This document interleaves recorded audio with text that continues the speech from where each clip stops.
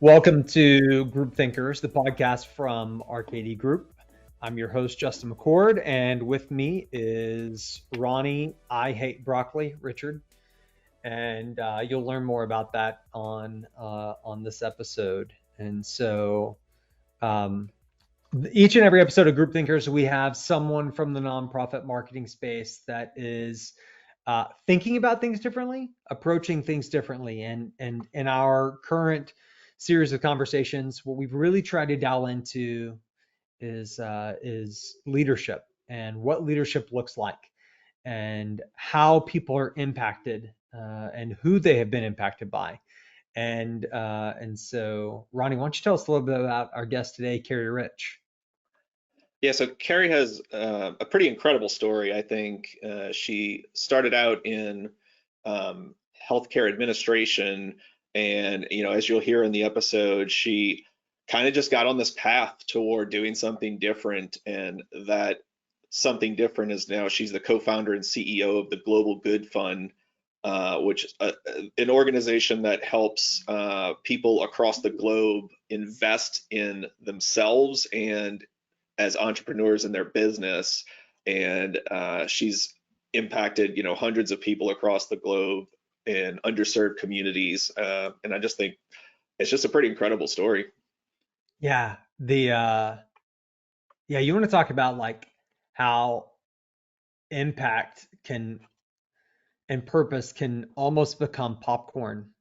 And you're going to hear Carrie talking about her journey, but just to tease it out for our listeners, there's actually this really kind of beautiful reflective moment in the conversation where we tie together her story and the work that she's doing today. And it just dawns on me, Ronnie, of how beautiful and impactful and addictive purpose can be, and that Carrie has benefited from it, and now continues to foster that for people, especially from underserved communities. Yeah, I mean, you hear the term pay it forward, and it's like literally what she's doing right now. Somebody invested in her, and now she's paying it forward to others. One of the things that really stood out for me was when she was talking about investing in yourself before you can help others, and that sometimes we forget to do that. We forget to take that time to invest in ourselves, and it's you could really amplify it further by starting with yourself and then pushing it outward. Yeah, it's a really cool chat. I hope you guys all enjoy it, and so yeah, so here's the chat with Carrie Rich on Group Thinkers. Okay, so now we have to talk about broccoli because we've said that we're going to talk about broccoli. Carrie, do you want to talk about broccoli now, or do you want to wait and talk about broccoli in a minute? I'm going to give you I the want to talk choice. about broccoli right now.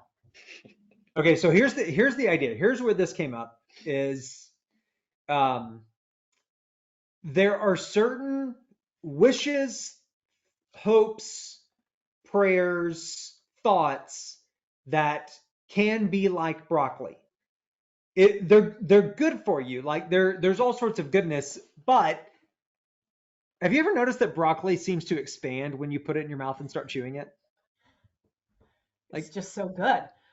it's good for you, but you didn't realize that it was going to take so much of your space. So like So much sometimes we have to chewing. be careful about broccoli wishes, right? Because Yeah. it's going to expand and we may not be ready for all that it's going to bring our way.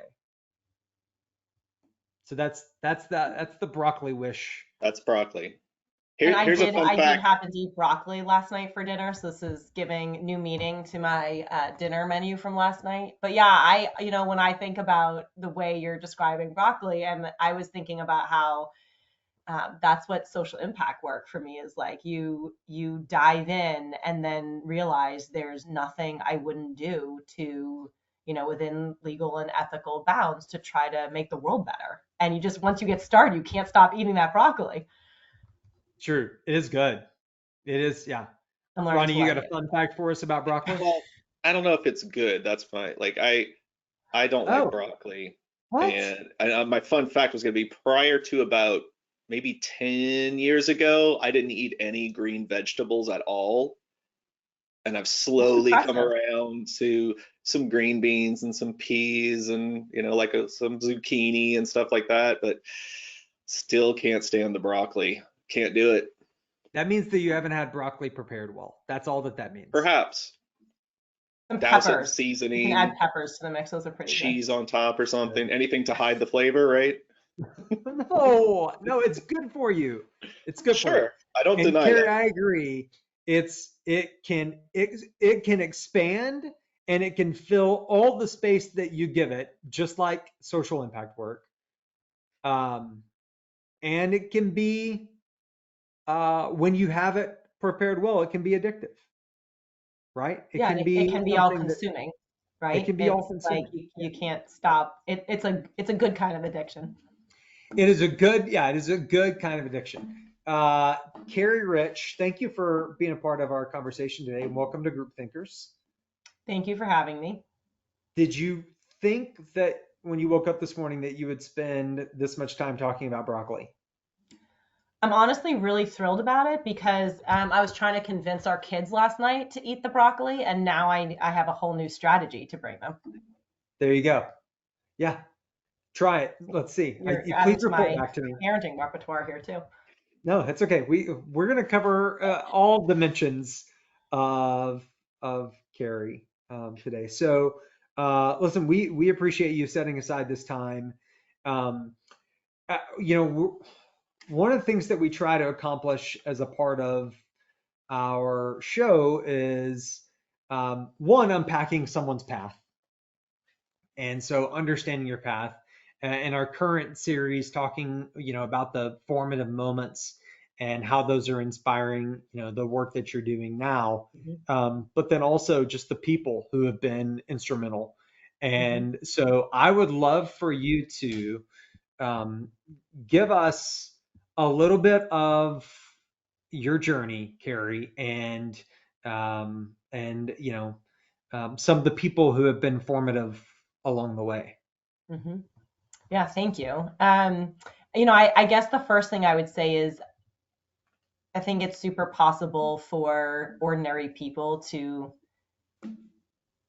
strive to have extraordinary impact. And I would consider myself one of those people. I had a pretty average upbringing, really stable. The most adventurous part of my life was we moved next door when I turned a year old, and not a lot of risk taking. My parents had the same job between both of them for 30 years each, and then retired. So um, just hard work and prioritization around the people in their lives who matter is what I grew up Mm, with, and really stable sense of community. And mm, I moved to Washington, D.C. For graduate school. And there I had to do an internship as part of grad school. And I was paying all this money to go to school. And I got jobs in the hospital setting, which is what I was training for, was hospital administration. I got jobs like pushing the snack cart, mopping the floor, folding laundry.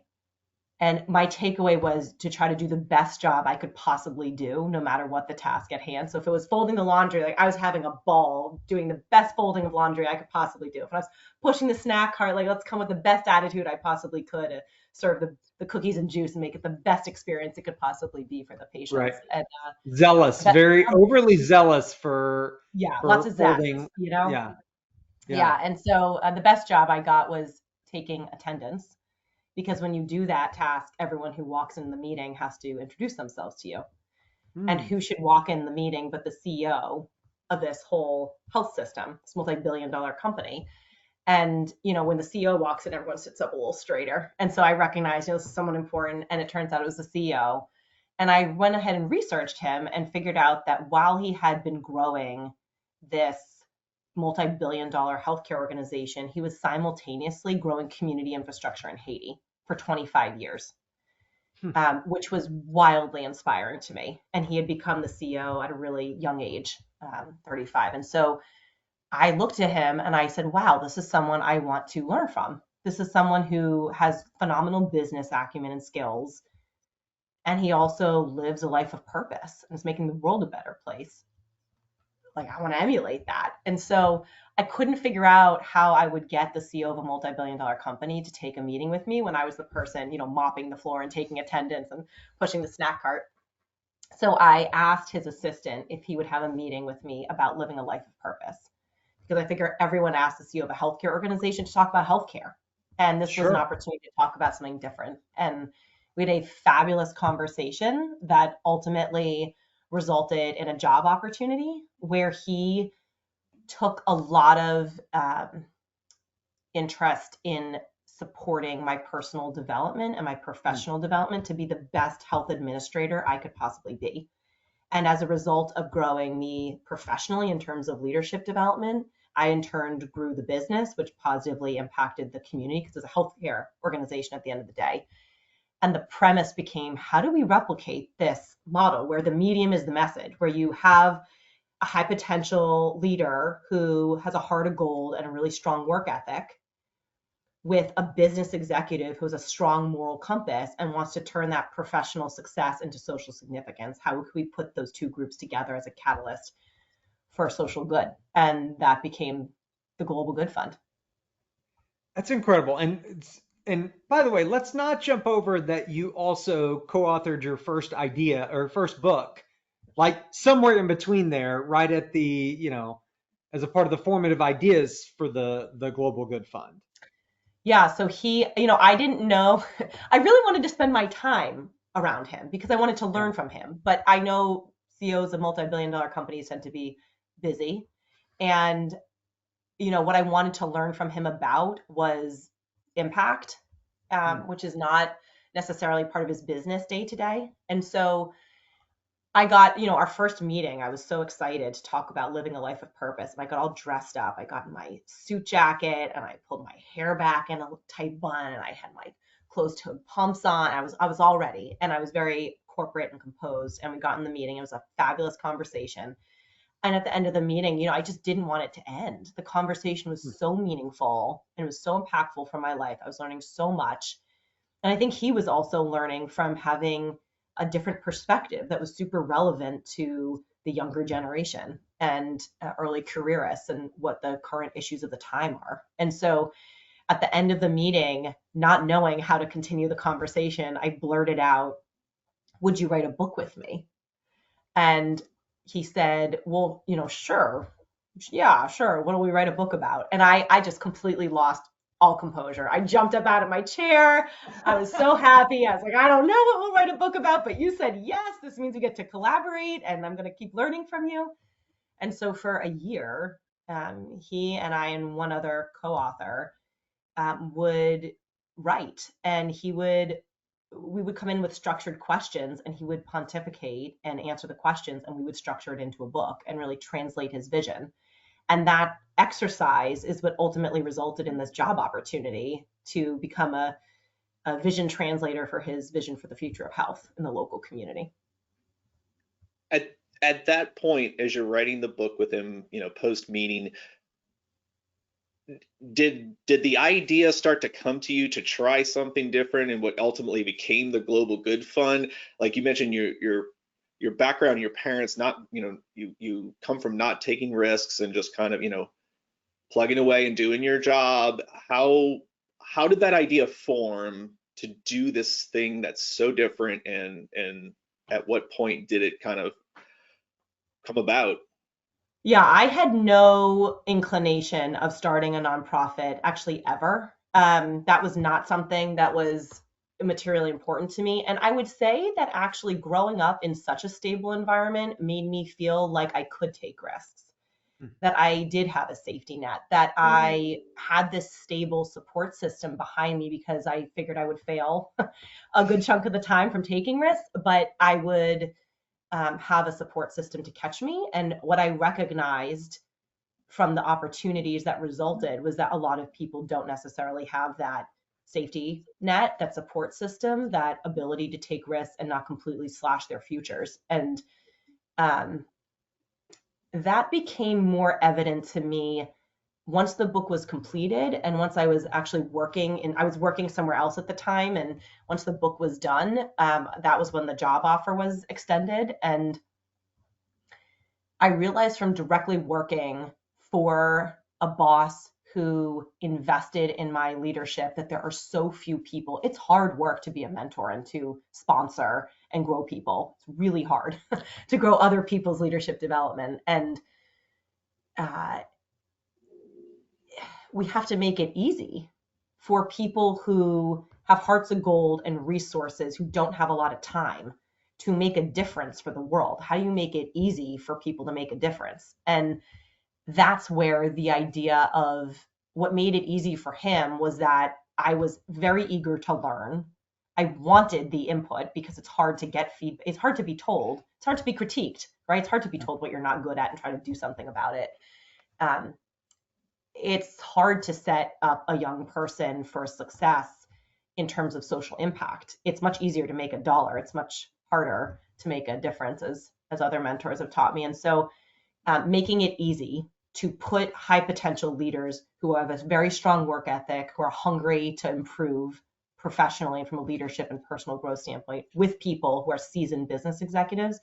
That was my personal experience was working, was what made that very realistic for me as, gosh, if we can make this easy for people who have professional success to convert that into social significance, then I think everyone here wins. The mentors win, the mentees win, the world wins. Like, well, why wouldn't we pursue this path forward? But Ronnie, honestly, it didn't dawn on me at that point to start a nonprofit. It's such an Um, interesting, like, life imitates art kind of moment. I mean, yes. whether or not it was just great improv skills, or if it was in your subconscious to, one, ask the question that you asked of the assistant. Two, your closer at the meeting is, can we write a book?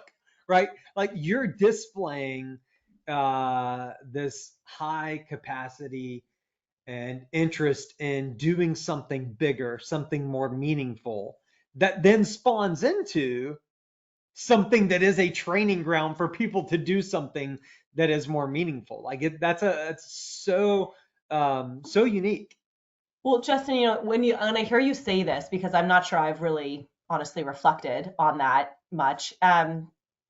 One of the things that I talk to emerging professionals about now is how to be memorable in a good way.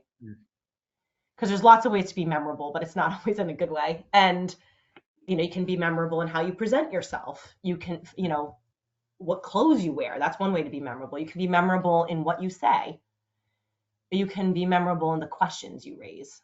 Mhm. You can be memorable in the way you ask those questions. And so you can be memorable in what you decide to talk about.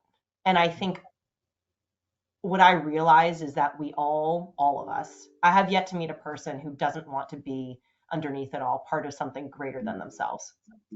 Everyone wants to be part of something purposeful and greater than themselves if they've done any level of self-reflection. Mhm. And that's no different whether you're an emerging professional or a seasoned CEO of a multi-billion dollar company. Yeah, And yeah, it's true. recognizing that was sort of like, how can I help myself on this journey? And it was a pretty selfish act because I wanted to learn from someone who I saw as one of the best Right. at having social impact, using what we have, right? We can only use what we have to try to make a difference in the world. And I think I had nothing to lose from Yeah. asking. Um, it's it's a great story. It's a great moment, and obviously, it's propelled you into territory that you weren't thinking was Yeah. ahead of you, as you mentioned. Tell us a little bit about the Global Good Fund and the scope of the work and services that you all provide um, as a part of the work that you do. Sure. Thank you for the opportunity. So, Global Good Fund is really an ecosystem. We were started as a nonprofit organization. We've been around 10 years, and we get thousands of applicants from all over the world who want to be a Global Good Fund fellow. And these are entrepreneurs who are typically 2 to 5 years into their business, meaning they've taken a dive out of the hypothetical airplane. They're building a parachute on the way down. It seems to be working. either they have an MVP that's a valuable product that is looking like the market's responding to it and they're ready to go hard to market, or maybe this product or service is going really well in a local market and they want to scale the distribution. All of the companies that we support are social impact businesses, meaning you can't remove the social impact from the business and still have a solid business. And we're interested in businesses that are financially viable. So often those are a mixture of both for-profit and nonprofit companies, but they have to be financially scalable. And the differentiator for Global Good Fund is we're really interested in the individual. Our hypothesis is that when we invest in the individual's leadership development, if we pick the right people, that person in turn grows the business and positively impacts the world. And that's how individuals have a positive ripple effect. Once Global Good Fund was around for a few years, what we started to see, and there was a process, right? It takes us 6 months to diligence thousands of applicants. Then we choose Global Good Fund fellows, and then we provide coaching, mentoring from a CEO of a very impressive company, $40 million to $60 billion company, one-on-one mentors each entrepreneur. We provide a stipend to support leadership development that the entrepreneur sets for themselves, quarterly goals, and then we measure on a quarterly basis how are the entrepreneurs performing on a leadership basis, social impact, business case. And we have a summit, which is upcoming here, where we bring all the entrepreneurs together to learn from each other and network. What started happening was that the model started working. And so some of these companies not only became quite socially impactful, but also financially profitable. And VCs started coming in and cherry picking the most profitable businesses. And they would ask Global Good Fund as a nonprofit, which are the best companies for us to invest in, which was really frustrating because we'd done all this work philanthropically and then handed off the opportunity to make a financial benefit to someone else. And so 7 years ago, we started Global Impact Fund, which is a sister venture capital fund that exclusively invests in social impact companies for financial returns. On the nonprofit side, 2/3 of our companies are Black or Brown led and half are women led. And on the venture capital side, 80% of our companies are Black, Brown, or women led. And the beauty here is that the people who are closest to the issues are the people often leading the companies that have the best likelihood of addressing the greatest issues of our time. And so it's serving a lot of underserved entrepreneurs. But again, the whole point of the venture capital fund is to make money for our investors. And half of our investor base is Black, Brown, or women led as well. So it reflects the diversity of the entrepreneurs we're invested in. And then a portion of the GP of the general partnership goes back to the nonprofit as a revenue stream. And then in addition, a third leg of the stool here is that other entities started coming to the Global Good Fund and sort of asking if they could pick our brain, which is cue for take your intellectual property and not pay for it. A little bit, right? Yeah. It's like lovely if you're an individual, but as a nonprofit, it's sort of expected that you're just going to give away things for free. And, we have people's livelihoods to support and a mission to fulfill. And so this year, 10 years to the day of the founding of Global Good Fund, we launched a subsidiary that consults to companies and nonprofits that are interested in social impact and scaling their social impact. And we worked with organizations that are super small and some of our entrepreneurs that come out and want more support, and as big as Microsoft, who are interested in sales for social impact globally. And so it's been a beautiful way to support philanthropy with a revenue stream that's consistent with our mission. So all to say, we're an ecosystem for investing in leadership for social impact. And investing in people. And, before we hit record, Carrie, one of the things that we were talking about is the how purpose can become addictive in a good way, right? And can you tell? And right, but like you think about it, I mean, just one stat, and you can offer multiple others, but just one stat of the work that the Global Good Fund itself has done in creating more than 4,000 jobs in underserved communities. Like, this is delivering impact, which can and should be contagious and push forward for greater impact and push forward for greater impact. And that's super unique. Like that should be celebrated. And so, obviously kudos to you and the team. is the addiction what keeps you hungry to continue the impact? Like what keeps that drive going to just push further with this thing? Thank you.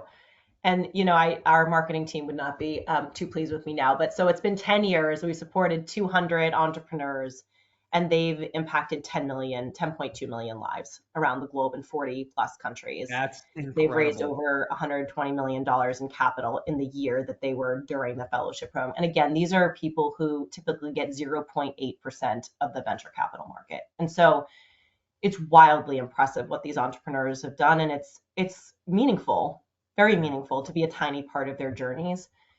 Um, the addictive part is that it's working. Hmm. And there's a market opportunity. As much as it's a mission, it is a nonprofit mission, it's also an opportunity for our country and world to generate economic and social benefit in a way that's currently largely untapped. Everybody wins. Why wouldn't we want to pursue those avenues? And what I've learned from visiting our entrepreneurs around the world, which really feeds my soul, and the the Mhm. the longer we go on, sort of the farther removed I personally get in my day to day from the people we're serving. And so for me, Yeah. it's very meaningful to get to witness firsthand the work that the entrepreneurs are doing. And what I see firsthand is that we all want the same things. No matter where we are in our lives, no matter where we live geographically, no matter what our surroundings are, we all want clean air to breathe. Mhm. We all want quality access to education for our children. We all want our elderly relatives to be cared for. We all want the opportunity to work and earn good wages, have a decent lifestyle and way to live. We all want access to quality, health. And so no matter where you are in the world, we all want, there's so much that brings us together, so much commonality. And using entrepreneurship as a vehicle to address that requires leadership. It Mhm. requires investing in people who may not be the loudest, who may not have a network or platform, or might, but most don't. And if we can give a network, platform, and some capital and mentoring and get out of the way, these entrepreneurs have already demonstrated that they'll change the world. Hmm. Carrie, I'm curious in the 10 years of work that you've done so far, what are some lessons that you've learned that maybe you could share with our audience in terms of leadership? One that's challenging for me is to first invest in myself before we ask other people to invest in us. And what that looks like, I'll give you a personal example.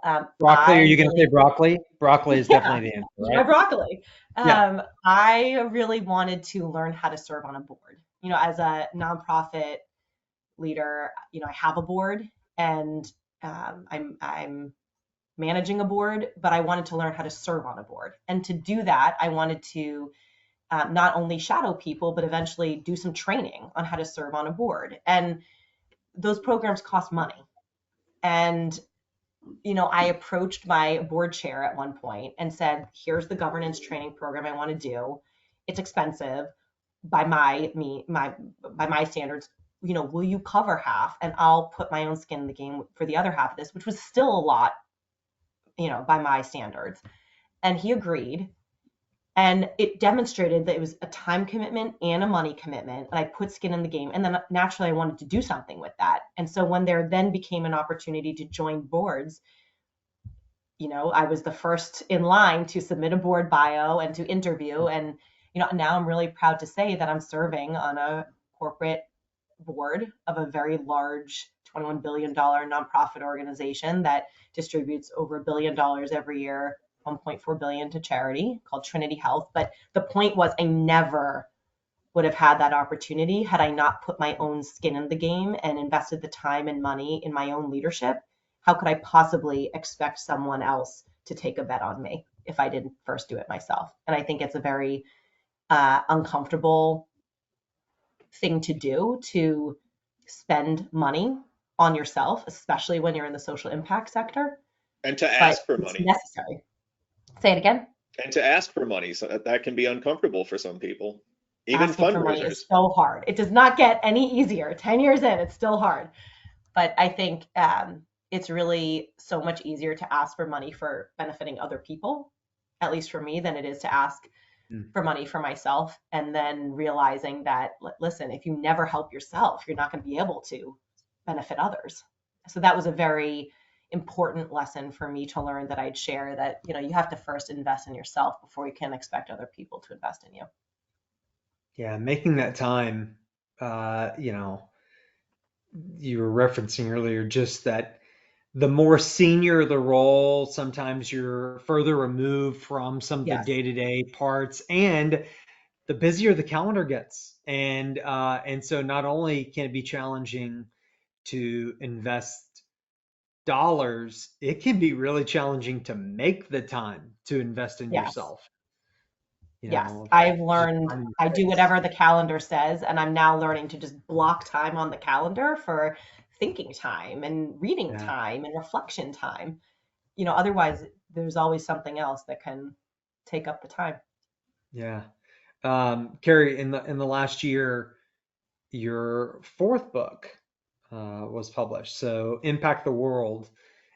Just as we kind of land the plane on our conversation and time together, tell us a little bit about this current book, Impact the World, and the message that you're sharing in this book.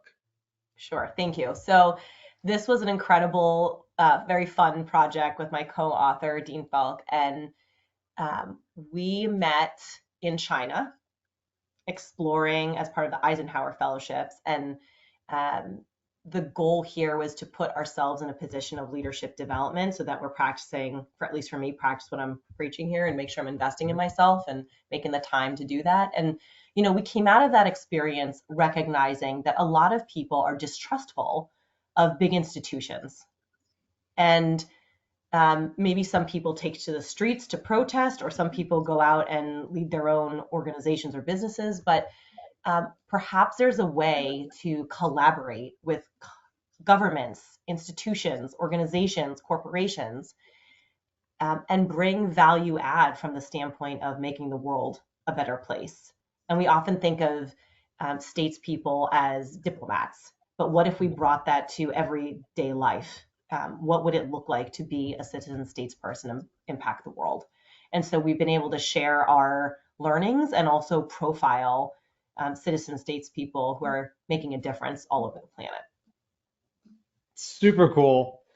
Carrie, you're continuing to find ways to create the itch and scratch the itch around impact, and so we appreciate you doing that. Thank you. I'm really excited to go eat some broccoli personally. I think I'll pass. No, come on. Listen, No. we're Put some gonna cheese have on it to, for you, Ronnie. yeah, just a little bit. Yeah, just a little bit of cheese. I think it's all in the prep. I think it's all in the prep of how you've had it. Like if you're boiling it and then just trying to eat it straight boiled, then obviously you're a child of the 80s. But there are better ways to have it now. It's still broccoli at the end of the day, though. I don't know. It's good for you. I'm sorry, Carrie. I apologize to you and to my fellow broccoli lovers everywhere for my colleagues' disdain of such good things. Carrie, we appreciate that. We like honestly your time for sure, and we know that you're super busy. But let me just encourage the work that you're doing, and it truly does make a difference whenever you're leaning into people, and you've both been the beneficiary of that sort of thing, but now you're doing it in a really unique way that is worthy of both celebrating and then shining a light on. And so we're glad that we're gonna get to help do that in our own little way. Thank you so much for having me and for shining the light. We're really grateful.